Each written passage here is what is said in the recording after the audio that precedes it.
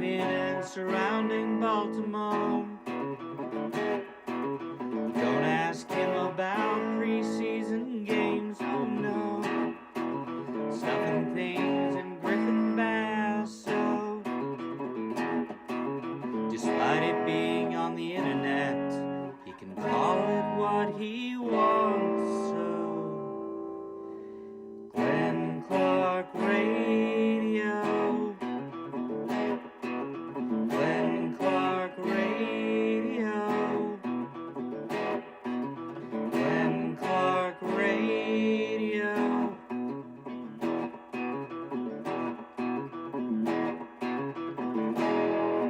Duke sucks.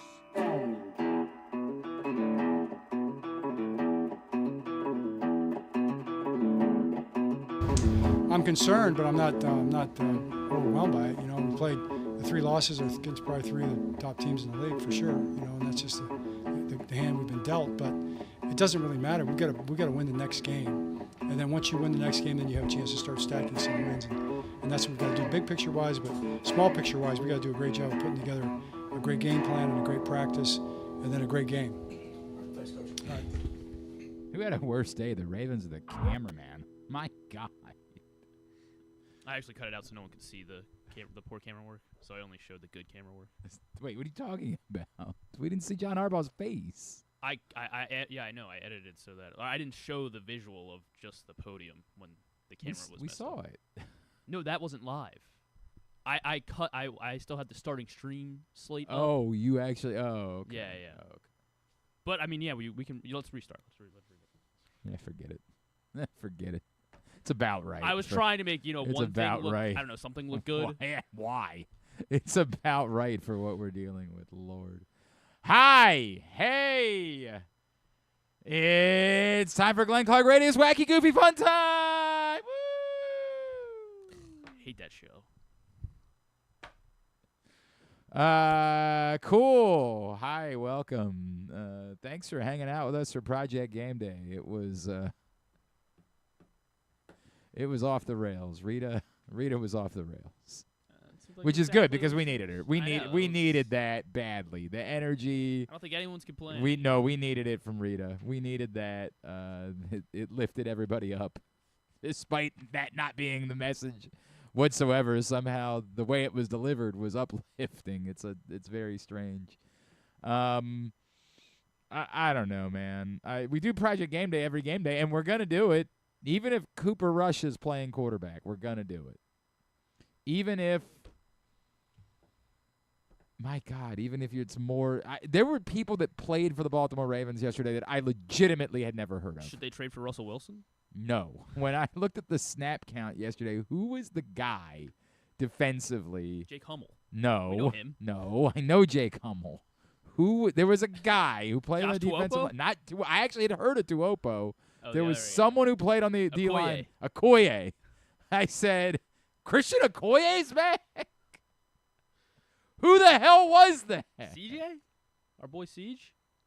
Never heard of him. You don't remember Siege? Never. I'm sure I saw him on a transaction at some point. Like, I'm sure that's the case. But I saw him on the snap count, and I said, I don't even know who that is. So I decided to, just given the fact that, you and I were starting D-line for the Ravens, I was like, you know what? I'm going to start Isaiah Pacheco over Romeo Doubs. Yeah, well, how'd that work out for you?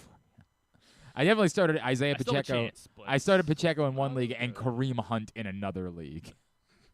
But it's not like I had Woody Marks sitting on the bench. Not like that's the case. I mean, I stand by the decision. It's just this is a process result. I always talk about process versus result. Like for fantasy yesterday, it was the result. The process was right. The Ravens' run defense versus someone who we knew was going to get at least snaps. I made the right decision. I got the wrong result. The Ravens, process versus result, I think they got the right result. I think the result was correct. Project Game Day, every game day all season long. PressBoxOnline.com/gameday is where you find us. It's all brought to you by Live Casino and Hotel, as well as the Costa Sin, Game Day Men's Health, and 1-800-GAMBLER, helpmygamblingproblem.org. Myself, Rita, Tyus Bowser, KZ, Stetka, Griffin. We all deal with it in our own ways when games are over. I don't want to. We can go. I think I'm good. You want to talk about the Orioles? No. No. You talk about the Mets. Sure. Why? Well, Why would we do that? They collapsed. And Right, fell, but I don't so. hate the Mets. I nothing the Mets. Yeah, but the Mets Like, are funny. it doesn't give me any joy. That's not the Yankees collapsing. Yeah, I That's guess- not the, something happening to the people that I don't care for. It's just irrelevant to me. Should we talk about how to fix overtime? Or We could do that. I mean, it's certainly not what we saw last night. Holy F. Imagine thinking that's something that should exist. Who are you as a human if that's something that you think is okay? Tracy Wolfson is going to join us a little bit later on in the program. She was on the sidelines yesterday. Mike Jones from USA Today. Thank you. He will join us as well, and we will discuss it. I don't have many more thoughts today than I had yesterday. I wish that I did. My column, and I don't really. This is, the issue. We'll get to what Kyle Hamilton said yesterday. The issue with Kyle Hamilton originally is he was punching down, and it's something that I don't want to do either. And it's something that I've had to deal with. Is it's easier for me to fight with fans, and I don't want to do that. And I didn't like that I, got pushed to it yesterday during the post-game show by some dope that was in the comments that, only exists, lives and breathes off of the need for someone to say fire John Harbaugh. I'll never understand it. But I avoided it on Twitter yesterday. I just didn't have it in me to engage because I don't want to fight with you. I understand where you're coming from. You're not really the problem. It's the thought process is incorrect. This is process versus result, right? The result might very well be that John Harbaugh has to go. But the process of, well, just fire your coach for funsies in week 4 is as stupid as it was when you thought that, like, hey, let's just fire Brandon Hyde punitively and think that things are going to get better. There's actual tangible in between. We all are feeling the same thing. It sucks. You sit down. You want this to be your joy. You believe that this was the year the Ravens were going to win the Super Bowl, and here you are in week 4, and it seems like the sky is falling. And you're not even looking forward to the idea of watching the next game. I get it. You're trying to see how much you could get for your tickets on stuff. I understand how you're feeling. And so I don't want to fight with you. You're not, what you're feeling isn't wrong. I mean, there's some amount of like, hey, we could all go for a walk. There was a very poignant moment during, we should turn this into a TikTok, the poignant moment during our postgame show where we let our buddy Ron from Owings Mills hop in, and he was like, I'm going to watch. What am I going to do? Spend time with my kids? And it was just amazing. It was a really amazing moment during the course of the show. And like, yeah, you could do that. Like, you could choose to not care quite as much, but I get it. That's not really what anyone wants. That's why the NFL is as powerful as it is because we care so much. So I'm not telling you you're wrong to be so worked up about it that all you can do is just say fire the coach. I understand where you're coming from. I do. In the real world, no. But that's not me saying because you're wrong. It might very well be that the end has come for John Harbaugh in Baltimore. But you don't decide that because a team's 1-3. That's nonsense. Now, if a team's 1-3 after they had been, 3-14 the previous year, if the team's 1-3 after everyone's healthy, right? Any of these or things, they weren't playing the 3 other favorites to win the Super Bowl. Yeah, I mean, well, they haven't played the Eagles. I mean, Sure, okay. Okay. But I get 3 of the like top 3 5. of that. You're Yes. right. You are right about that.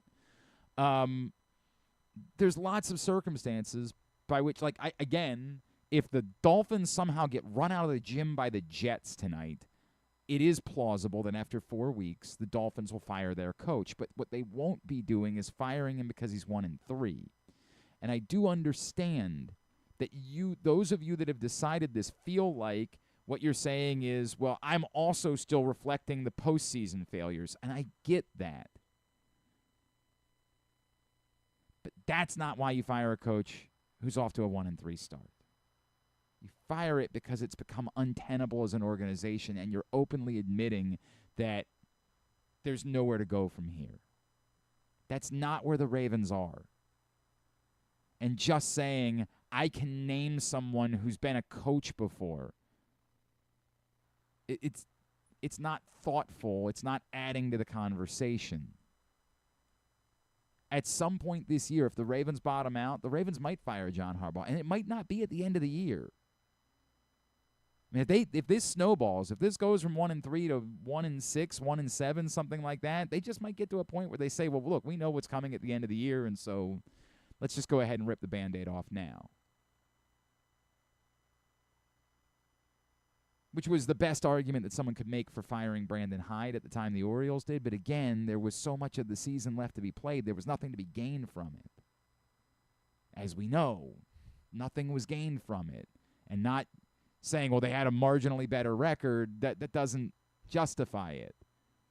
The players weren't any better. They just pitched. Like, that's it. Unless you think Tony Mansolino personally was the Trevor Rogers whisperer, which would be wild, Jack. Like, if somebody presented that and to they me. do have to hire him. Yeah, I mean, like, by all means. Like, just hire him for that. Make that his title. Trevor Rogers whisperer. We'll go from there. But that part of it is wasted. What's tangible, and this is where the struggle comes in. And I openly acknowledge this in my column. What's tangible, I don't know. I don't know what the line is between they're a team that's terrible because of injuries and they're a team that's terrible and has injuries. I don't know between those two things where the truth is. Because, yes, the defense looked awful in week 1 when they weren't decimated by injury. But that's one game against one really good team. So does that a sample size make? A week ago, they got gashed by the run, but they didn't have a Nnamdi Madubuike. Then they lose like the rest of their defensive line on top of it. I don't know what the line is between this is how bad the defense really is versus no, most teams that went through this many significant injuries are going to look pretty bad defensively, and that's the way that it goes.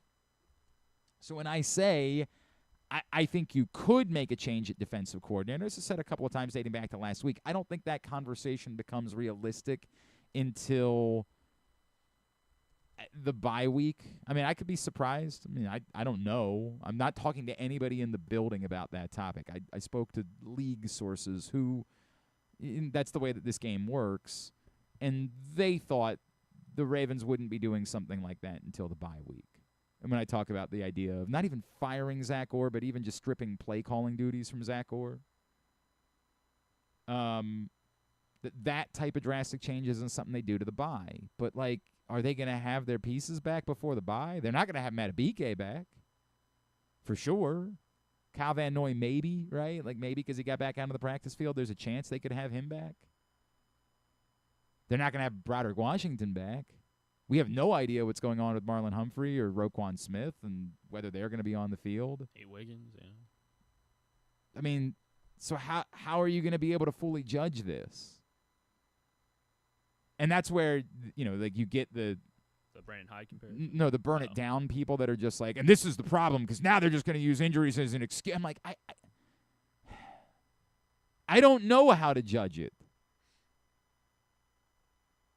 I don't know.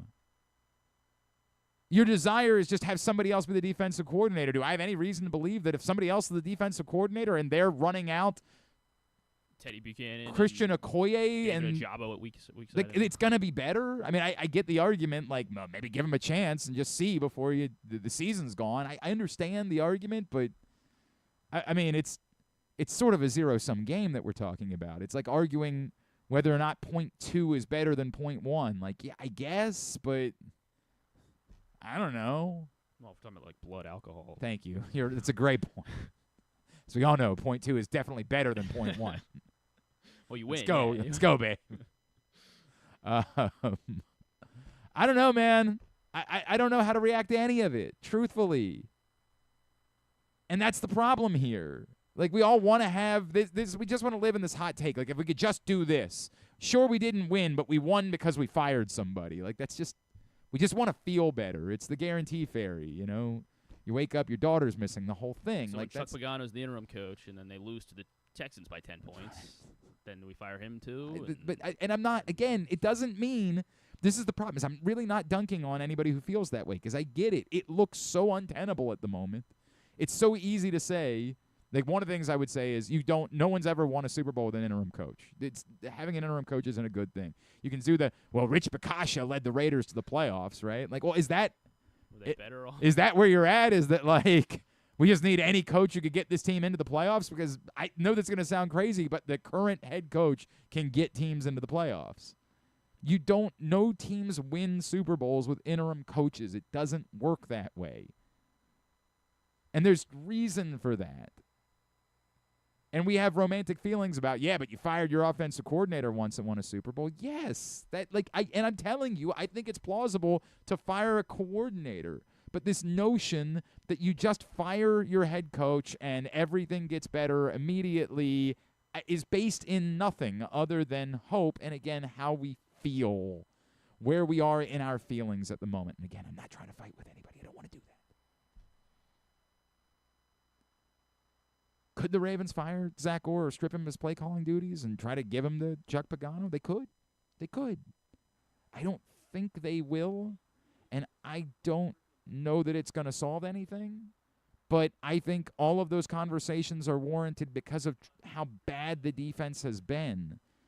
But, again, how you measure how bad the defense has been against how decimated they are by injury, I'm telling you, that's impossible for me to try to figure out. I don't know what the line is between because of the injuries and the injuries. I can't tell you where exactly that sliding scale is. And I'm very concerned that it doesn't get better. That as much as you can talk about the schedule easing for the Baltimore Ravens, if this is what you're getting defensively, I don't think there is an easing much of anywhere. All right. Our next guest was there in Kansas City and witnessed the Ravens being absolutely drubbed by the Kansas City Chiefs. And as he says, this is a clock-ticking situation right now for the Baltimore Ravens. He, of course, is with The Athletic. He is NFL writer Mr. Mike Jones, who back with us now here on GCR. Mike, it's Glenn in Baltimore. It's great to chat with you as always, man. Thank you for taking the time for us. Hey, thanks for having me, Glenn. How you doing today? As you imagine, it's not a very pleasant day here in Baltimore. Mike, I want to ask it this way because I've been struggling with this. Which one of these statements is closer to the truth? The Ravens' defense is awful because of their injuries, or the Ravens' defense is awful and they have a lot of injuries? I think it's the latter. Because even before yesterday, yesterday I know they trotted out a backup, defensive front. They're still missing their top, one of their top pass rushers, Kyle Van Noy, who, is also, it's a little concerning that, when your best pass rusher is getting up in age. But even, before Roquan Smith and Humphrey and Wiggins went down, their defense was still not getting the stops they needed. And last week against Detroit, they got manhandled. They got beaten, in the trenches. They gave up a lot of yards, a lot of points. It happened, in week 1 against Buffalo as well. So, yes, they have a lot of injuries, but I don't think that is the only problem with this defense. Does it require something drastic, Mike? Does it require? I think this is the tough part to figure out: is how the Ravens got back here after seemingly figuring it out in the second half of last season, and the confidence that I think most, not just us in Baltimore, but I think most people around the league had, that they weren't going to go through this again this year. At some point, does it require, like, you can't just pretend it's going to be okay or it's going to get fixed. You have to make drastic decisions, whether that's firing Zach Orr, assigning play calling duties to somebody else. Does it require that at this point? Yeah, I mean, I guess that's a possibility. You do have a young defensive coordinator that you were high on, and yes, he needs to grow into that role. But you've had a full season under your belt now, and it just seems like something is off. They do have some experienced guys on that staff, so you would think you would be able to lean on them. Right now, he has so little to work with that I don't know that making a change would really do that much of a difference. But it's something that you look at it, okay, what's going to change? What's going to turn it around? Yeah, you've had, tough competitors in the first 3 of the first 4 weeks, but at the same time, you should have won those games. You just needed, even if you got one stop against Buffalo, or you got one stop against Detroit, you had them pinned deep in their own territory, and you let them out, and they scored long runs, long scoring drives. You got to be able to make some stops, and I don't know if it's reviewing the schemes and the way that they're attacking or not attacking, but it's definitely got to get fixed in a hurry. Mike, I guess what I worry about is that we are too overreactive to a small sample size, and that there is some world where we sit back. I'm reminded of Aaron Rodgers doing the RELAX thing a decade ago, right? And I know they were 1-2 at that point and fixed it in week 4. And so it's funny that I thought there might have been a parallel to Kyle Hamilton last week, who clearly got humbled by his attempt at suggesting things weren't nearly as bad as they were. But, like, are we too overreactive to it, or is it really this bad and there is no such thing as overreaction?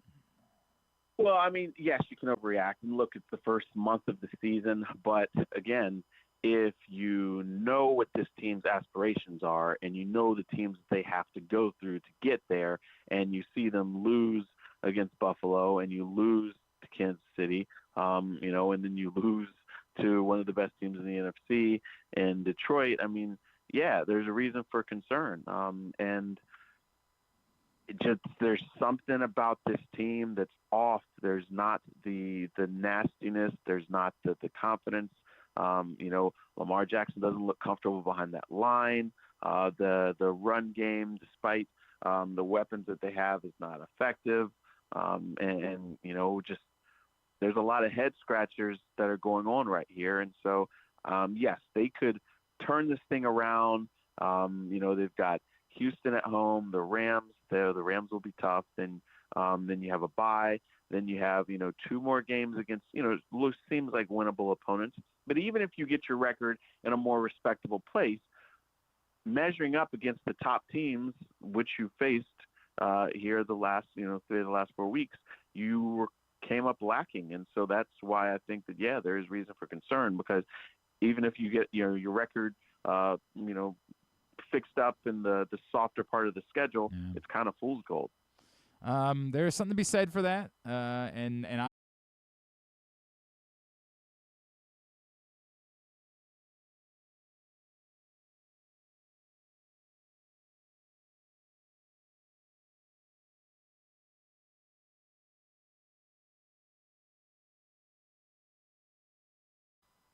there's nobody on this team to really set that nasty tone, to get in people's faces and to light a fire under them. Now, I mean, you think about their leaders, Lamar, Roquan Smith, he was hurt, but he's not really that kind of guy. Humphrey was hurt. He's not really that kind of guy. There's no tone setter on this team to make a play, to get something big, to really get in people's faces and get them ignited. It just seemed like they just really fizzled.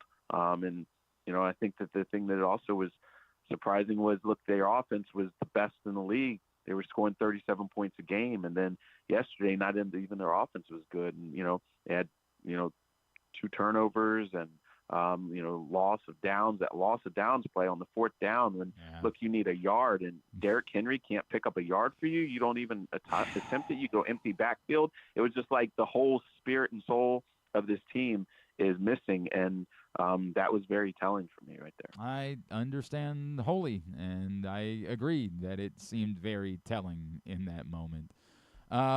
Mike, with all that said, right, like I think there is something to be the question of when I'm not having the John Harbaugh conversation because it's absurd to me to discuss a coach. It's week 4 of an NFL season. You're 1-3. It's just not now. But I understand the conversation that exists, which is there is a real chance, as you say, the clock is ticking, that this is dancing towards bottoming out, something along those lines. At what point is that conversation not absurd? Like, when during the season is it no longer, all right, I get it, but come on. When does it become, it might really be reaching its nadir here? Well, I mean, like, okay, if you fire Harbaugh, like, who are you going to turn to? Who, like, right. Season, who on that staff is going to get this team turned around?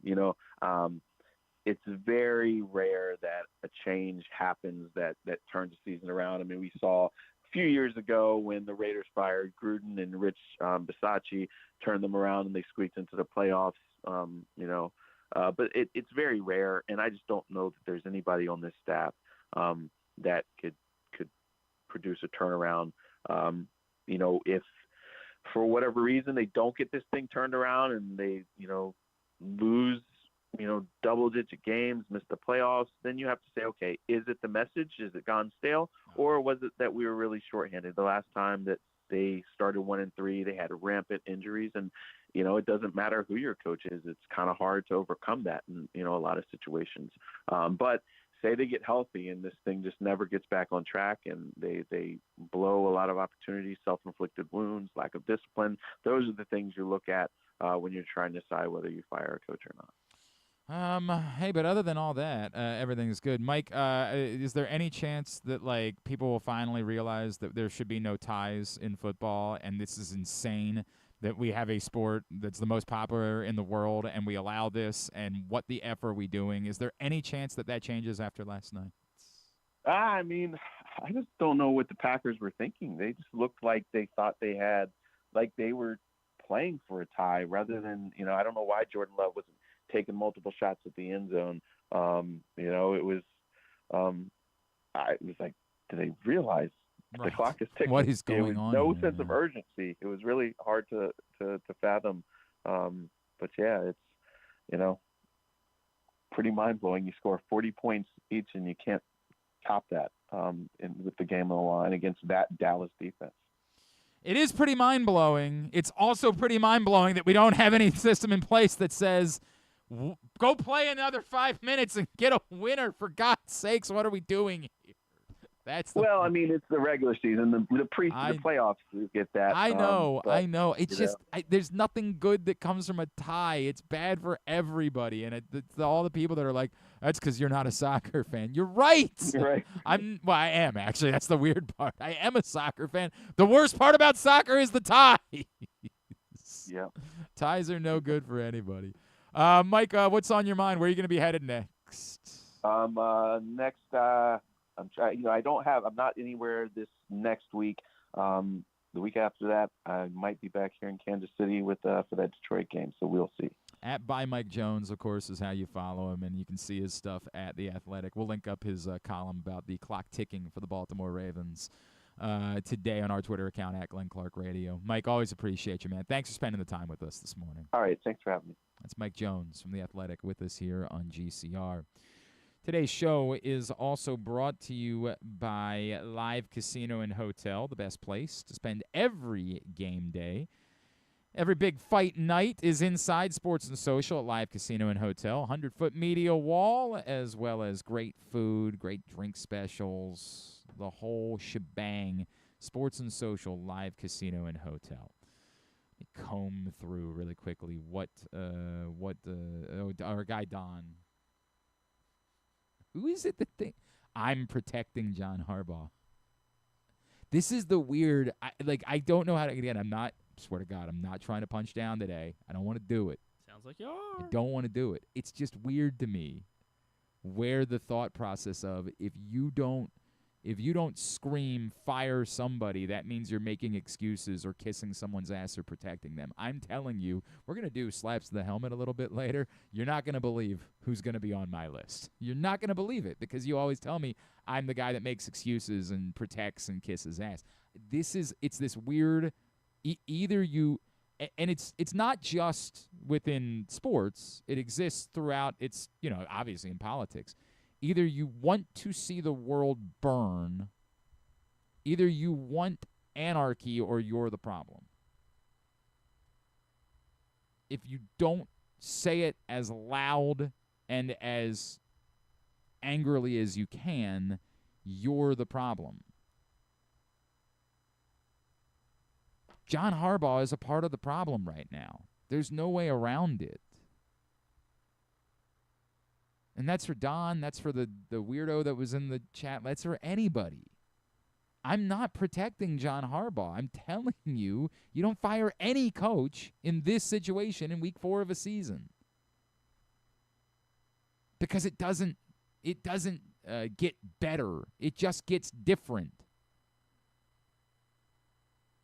We know you don't want lame duck head coaches or lame duck managers, yet there's nothing we love more than signing up for that just to get that blood that we want blood.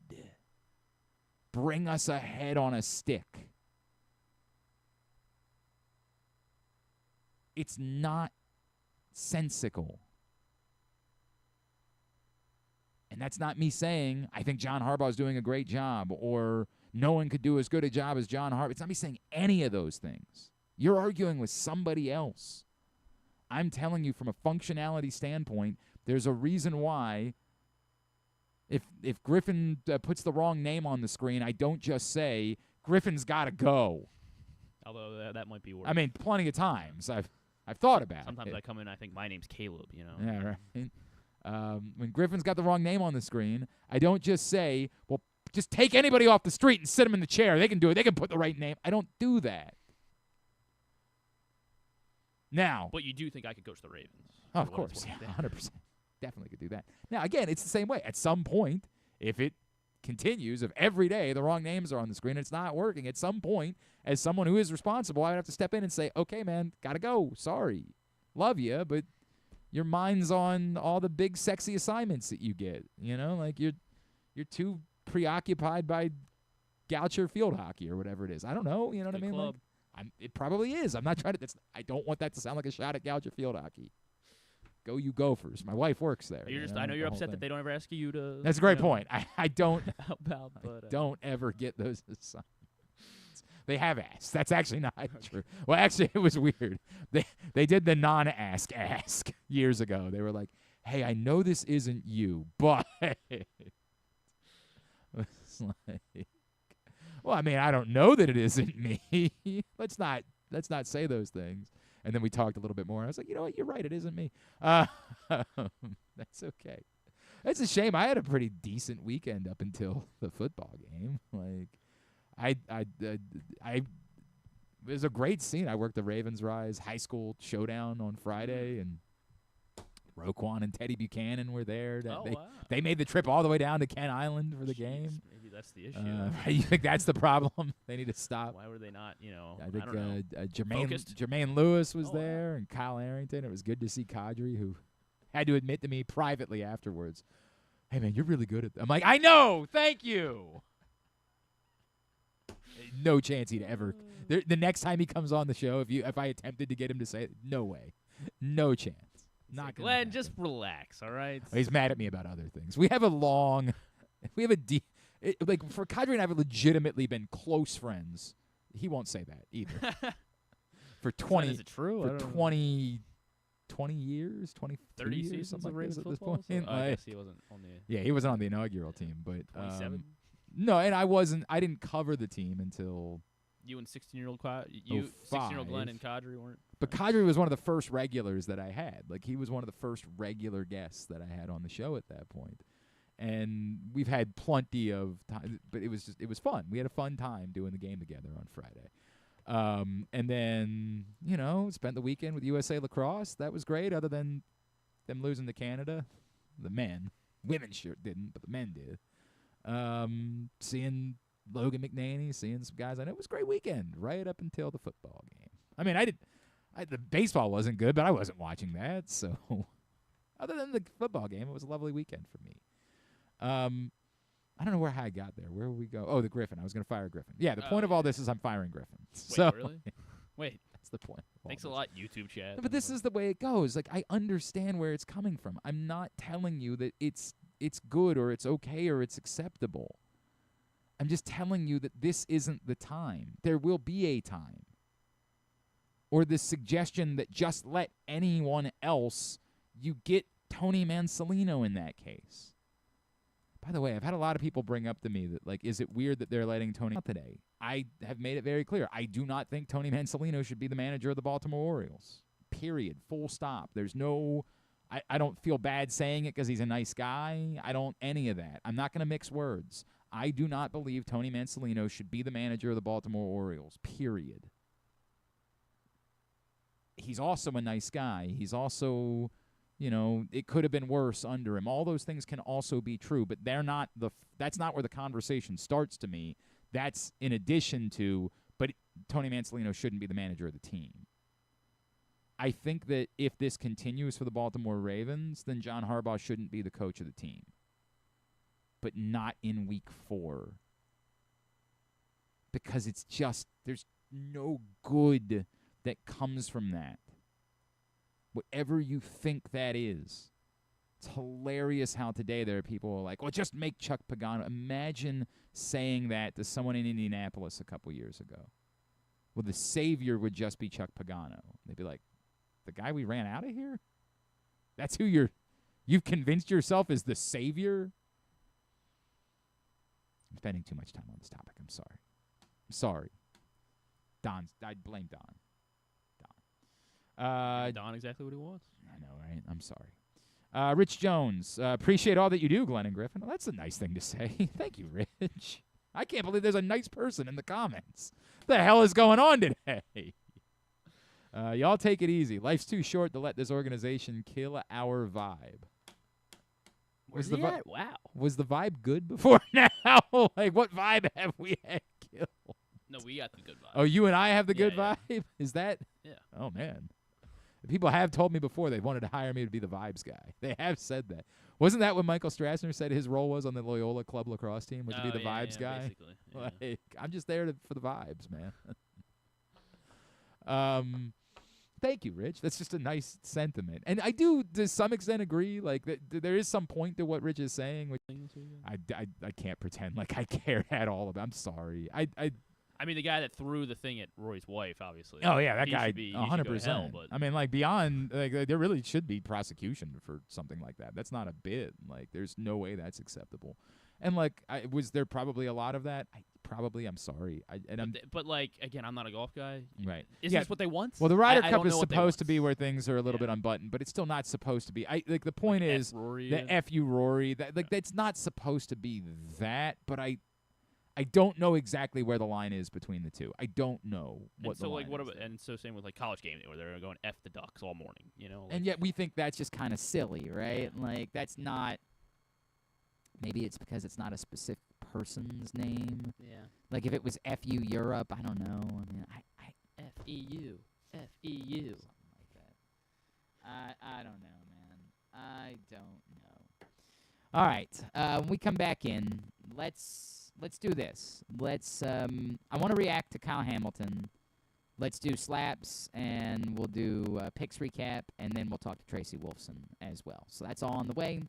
Today's show also brought to you by County Sports Zone, countysports.zone. You want to know exactly how things played out in the Ken Island Bennett showdown from Friday night? You go to countysports.zone. It's proudly sponsored by your local Toyota dealer, buyatoyota.com. Everything you need to know about high school sports, scores, schedules, rankings, updates, where they're making coaching changes. They got you covered. countysports.zone, proudly sponsored by your local Toyota dealer, buyatoyota.com. For fans of the Costas Inn, and who isn't, I have some great news. Now there's a second location to go along with 4100 North Point Boulevard. This one is at the Timonium OTB. This is Stan the Fan, and I have been a fan of the Costas Inn and Triantopoulos family for going on 30 years. They're open for lunch and dinner, same great Costas feel, same great menu and quality food you've been enjoying for well over 50 years. The exact address on your GPS is 2200 York Road, and their phone number at the new location is 667-406-1970. If you're new to the Costas experience, get ready for a real treat. All wrapped up in a new spacious dining room in Timonium at the OTB. If you want steamed crabs, they have them and the full menu at 4100 North Point Boulevard. The number for reservations there at Costas, 410-477-1975. 2025 Navy football single game tickets are on sale now. Don't miss the exciting home game schedule this year. The games feature exciting American Athletic Conference matchups, including the Commander-in-Chief rival Air Force on Saturday, October 4th. Don't miss all of the exciting action in historic Annapolis at Navy Marine Corps Memorial Stadium, and get your tickets today at NavySports.com. Go Navy! Beat Army! Game day gets even better at Live Casino. Score a live jersey on September 6th and bucket hat on September 27th. Plus, catch our big plays, big pays hot seats on select game days. When the home team scores, the prize pool doubles. And we'll give away a $50 sports and social gift card with every touchdown. Take it to the end zone at Live Casino.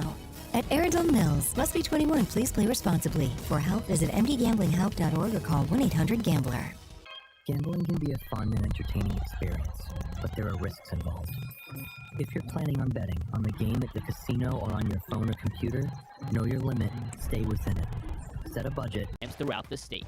PressBox is available for free at over 500 locations throughout the state. PressBox is available for free at over 500 locations throughout the region, including 60 Royal Farm stores. Or you can read the entire issue online at PressBoxOnline.com, where you can also find great betting advice and the best daily coverage of the Orioles, Ravens, and Terps.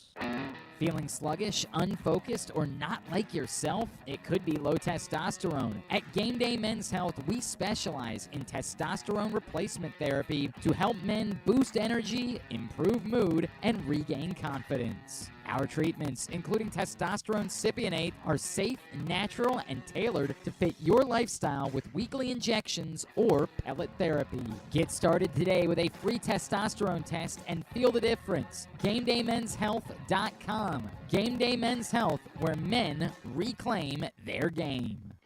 Contrary to what some people believe, I actually like this guy when he sleeps. Glenn Clark, talking sports. All right, back in here on GCR as we continue along on a Monday edition of the program.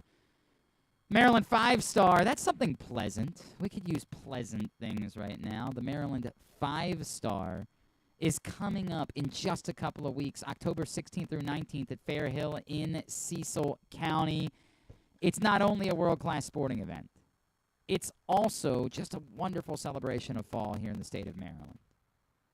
It's got the Corgi Cup, the ponies, the Food and Wine Festival, great shopping. There's so much going on. If you've never been, this is the year to check it out. The 5th edition of the Maryland 5-Star, bigger and better than ever. Get to MarylandFivestar.us right now with the number 5 in order to get your tickets for the Maryland 5-Star. As I said last week, Kyle Hamilton's comments were not okay.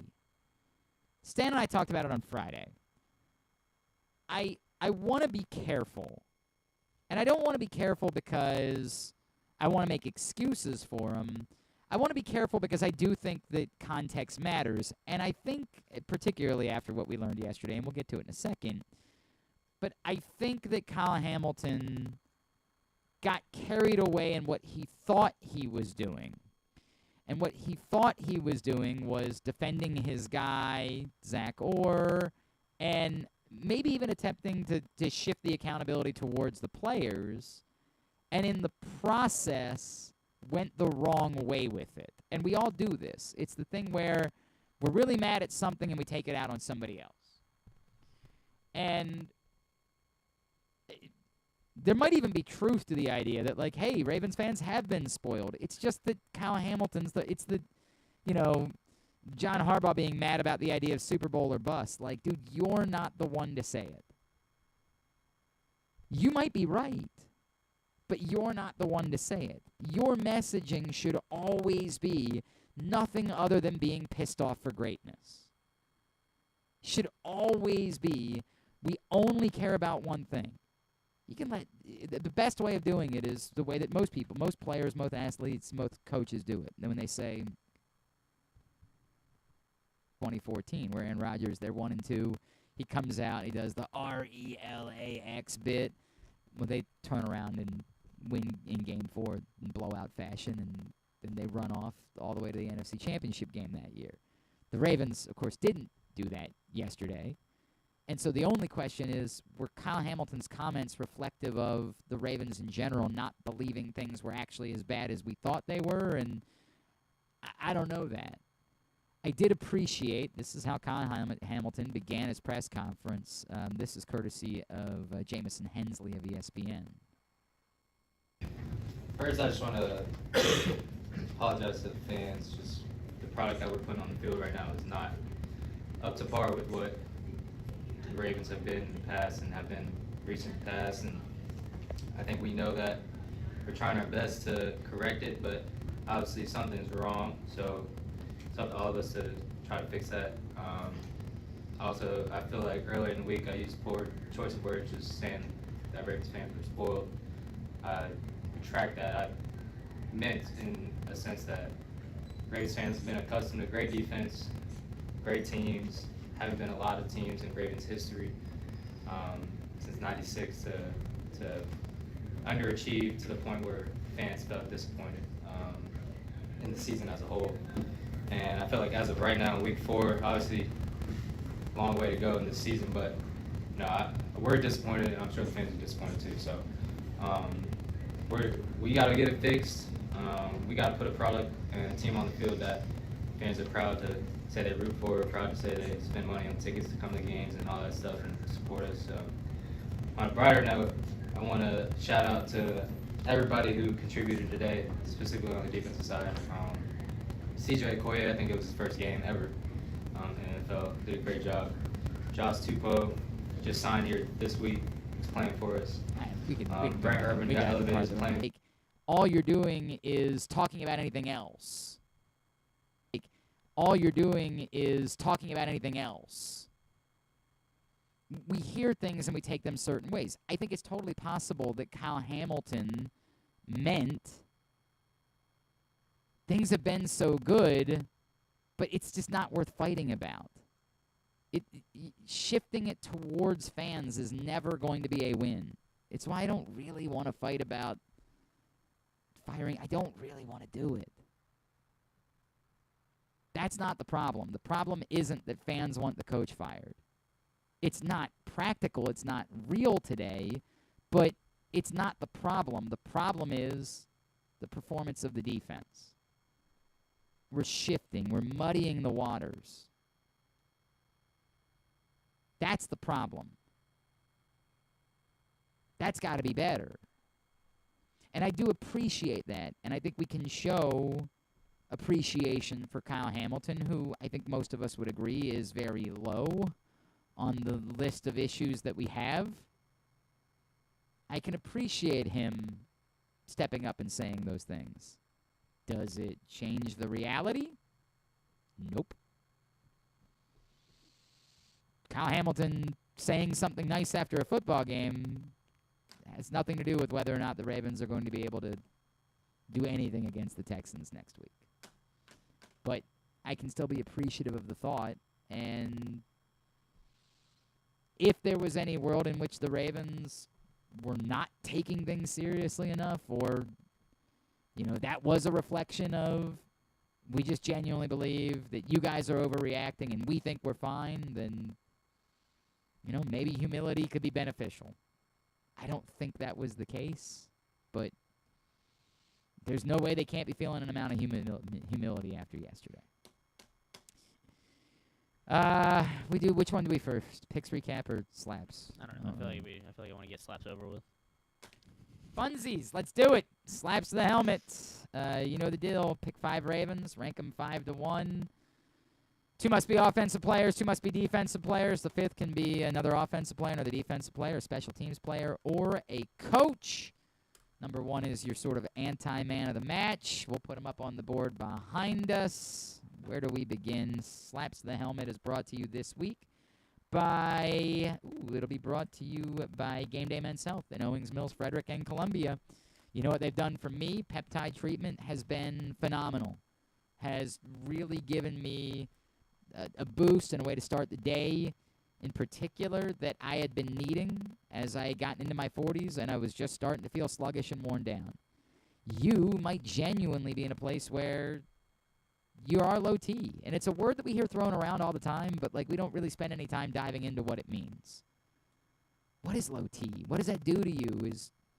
Is it just something I have to deal with because I'm a certain age? Don't just deal with it. Don't just accept it. Instead, call Game Day Men's Health. 443-264-4454 in Owings Mills. 443-266-3505 in Columbia. 240-931-3717 in Frederick. GameDayMen'sHealth.com is the website. All right. I guess I'm starting with my number 5. I believe it's this gentleman right here. I think there's a lot of candidates for a defensive player this week. I think the number 1 was kind of obvious, or the top defensive player was kind of obvious, but I think there were a lot of candidates for a second defensive player just because a lot of them fall into the category of what is it that you do here. For me, this is sort of about dealing with narratives, and to me, the path, and I spoke about this, to how this was going to work for the Ravens was Mike Green was going to be an X factor, and Mike Green was going to be a difference maker, and Mike Green was going to be a game changer that the Ravens have lacked. And maybe it's unfair for me to judge someone 4 weeks into their career, and it's the softest of judgment. I'm making him number 5 on one list.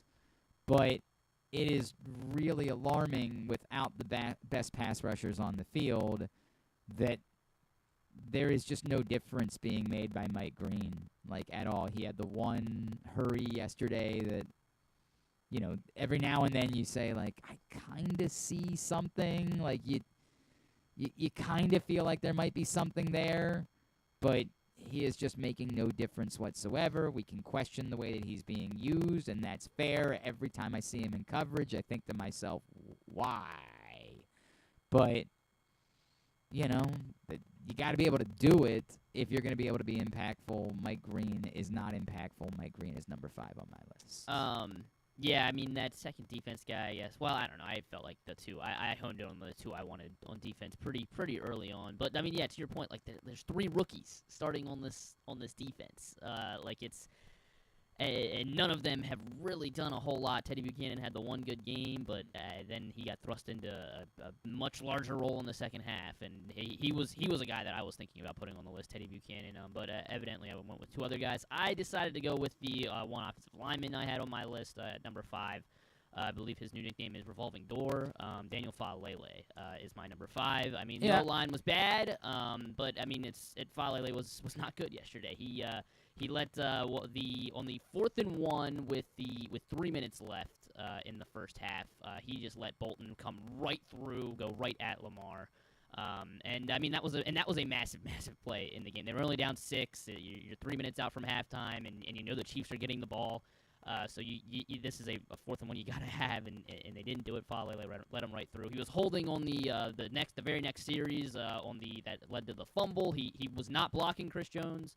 And he ended up holding him anyway, and that led to Lamar having to force himself up into the pockets, and then the ball knocked out of his hands in the fumble. So those were 2 plays that stuck out the most. But yeah, I mean, as I see you're putting up your number 4, the right side of the line was extremely weak, and it has been all season. Like, the line between what's going on with Roger Rosengarten, who we thought was good, like helpful, versus just some people think that has something to do with Daniel Faalele being next to him. I don't know. I think it could be that. Like, maybe it's a lot of you have Roquan. But here's what I know: not lining up on the offensive line, that ain't have nothing to do with Daniel Faalele, or if it does.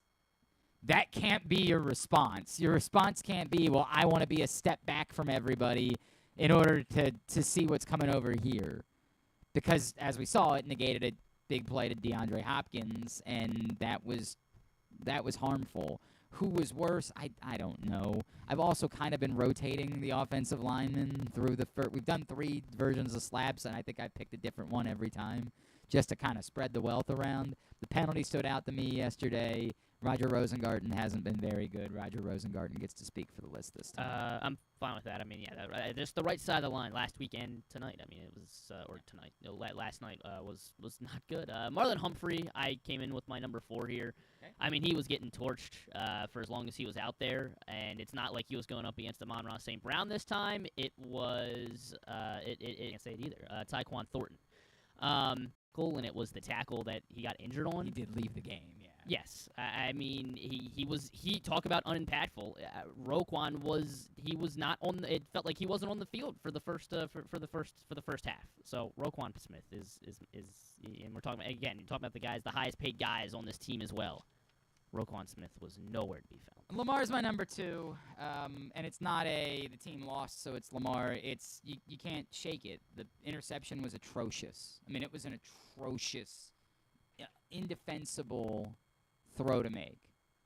What are you doing there? And I know John Harbaugh afterwards was praising, well, that's just a hell of a play by Leo Chanel. Like, it was a good play. There's no doubt about that, but it's a ball that you can't ever throw ever. And it's one thing when people say, well, Lamar's pressed right now. I don't know. In that part of the game, it was 7-3. They had moved the ball very well on both their first 2 possessions. They were still leading at that point? Yeah, there's no... Awful. I mean, I think two defended whatsoever. I also still think that he can run the ball more. Like, I also think those things are true, but my next one. That's not even really my issue here. My issue is the tangible problems. But yes, on top of that, I also think he can run the ball more. He's holding the ball too long. And yeah, I mean, as bad as the O-line is, I don't understand why, all of a sudden over the last 2 weeks, apparently a QB spy is the solution to the Lamar, for defenses, is the solution to how you stop Lamar Jackson. What's that? Lining this up. I see what you're saying. Okay. I just didn't realize it until it got. Yeah, I mean Lamar Jackson, and yeah, it's the 2 turnovers. Like and we're not used to that with Lamar. Like he still was 14 for 20 while he was out there. That's pretty good completion percentage wise, but it's Lamar Jackson, number 2. Really weird for a kiss-ass. That was because he had to come from the opposite. That was because he had to come from the opposite side of the field because nobody else was making an attack. I guess Mark Andrews, right? Like no, Mark Andrews would get a pup. For what? Because he was catching the football when it was thrown his way. Like twice? No, he had more than 2. I think he had 7. Zay had 5 catches. I mean, or Zay had 7 catches too. I said Zay. Zay was on the list. But I feel like half of those for the offensive skill guys, I feel like half of that was in the garbage time. So Justice Hill and Kyle Hamilton are the only patch I'm giving out. It's tough, man. If they'd won the game, there's only 2 that. Look, it was atrocious, and there's no way around it. And when it's that bad, yes, the head coach does wear it. There's no can I tell you what part of it specifically was John Harbaugh's fault? I mean, we could debate the incongruency of the 4th downs. Like, you're going for it in the first half in bad field position and giving them the short field, but then in the second half when you're down by 17 and you're on the other 14-yard line, you're kicking a field goal? Like, I can debate the congruency of it and the decision-making. I can certainly ask the question that everybody else is asking, which is, like, did you know that there was a play going in on 4th and 1 that didn't involve Derrick Henry, and did you sign off on that? But, again, that goes back into the meddling conversation. Like, do you really want to meddle? How much of that is on John Harbaugh? How much of that is on Todd Monken, who we don't think should be fired, so we don't really want to – we'd rather come down on John Harbaugh than come down on Todd Monken, but, like – I don't think John Harbaugh called the play. We could debate those things, but it's more just you got your ass kicked in every phase of the game, and when you get your ass kicked in every phase of the game, I mean, Tyler Loop made a kick. I guess there's that. Yeah, because he decided to trot him out there. I mean, again, they should have gone for it. No, the one at the end of the half was the one that you had to kick. Like, that one was the one I was giving him credit for. Okay. John Harbaugh. I mean, yeah, he was passive. They not going for it on 4th down when they need to. And I guess, like, if we're trying to look more introspectively at that is that so apparently I guess Lamar at that point was hurt, so that's why you're not going for it on that 4th and short, deep in Chiefs territory. But the Chiefs were still 4 for 4 on 4th down, just like last week. The opposing team, every time they go for it, they are getting it. The team was they're undisciplined. They had 6 penalties by the halfway point of the second quarter, including 2 delay games. And yeah, maybe that's more on Lamar, but it's also on the coaching staff. And you have issues with the way they're running in short yardage. You have issues with the way with the defense not being able to get a single stop over the last 2 weeks. So yeah, it all culminates into the guy at the top of the chopping block. So John Harbaugh's number 1. Give me yours at Glenn Clark Radio on Twitter or Blue Sky throughout the course of the day. Now let's recap picks for the week, and you can call me Glenn the High Water Man Clark. Oh, Shell went 6-3 too. Damn it! All right, tied. We're tied for the High Water Man this week. Actually lost. Oh wait, no. You said no. Well, Ken said Ravens. That was right. I understand, yeah, and I lost that. But you said Navy to cover, and I also lost Ravens because Ken said it was the lock of the century of the year. So I'm now homeless. Now who do I see about that? Who do I? Probably Ken. I mean, he's the adult. Now what's? Oh. I guess I'm gonna have to move in with the Basses. That's the way it's not going to work, actually. Things are going to go now moving forward. Navy wins, but, yeah, it was not – like, they race off to a 14-0 lead, and you're like, okay, like this is looking like a team that's ready for it. And I know the weather was a factor as the rains came in on Saturday, but sluggish, turnovers, just not – they didn't look dominant.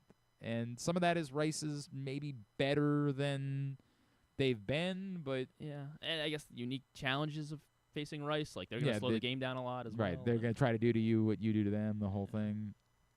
I don't know. Brian Powell's very